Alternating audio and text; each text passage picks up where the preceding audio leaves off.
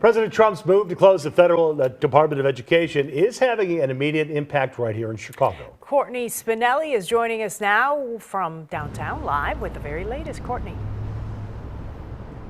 Yeah, good afternoon to you both. Now, this isn't the final step. Congressional approval would still be needed. However, it's quite apparent here at the federal building where the local Chicago office is that most of the employees are no longer working here. We're going to educate the children in their states where they can get a proper education. On Thursday, President Donald Trump surrounded by students while signing an executive order to dismantle the Department of Education, saying he hopes, quote, they're going to be voting for it, referring to congressional Democrats expected to push back. It's important that people understand that the president does not have the power to eliminate the Department of Education. Only an act of Congress can do that. The White House telling reporters the executive order would not entirely eliminate the agency and, quote, critical functions would continue. And I think it's going to be amazing. It should have been done years ago. They've been talking about doing it for many years, but nobody ever got it off. The White House initiating about a 50% cut, impacting close to half of the Department of Education's workforce. Administrative leave for those impacted set to start March 21st. We stopped by the Chicago office Friday, ringing the bell with no answer, seeing only a large trash bin.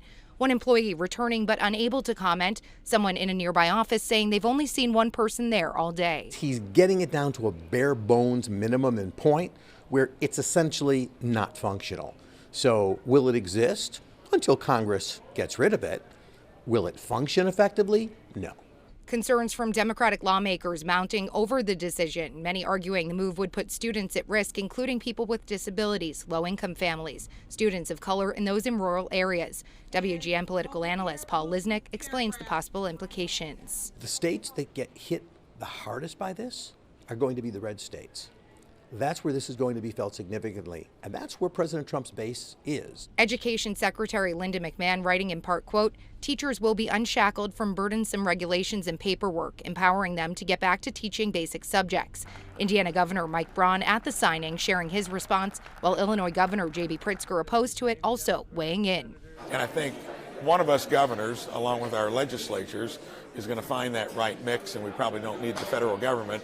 I'd like to see them get smart enough to start trying to balance their own budget. And it should be the job of Congress to make these decisions.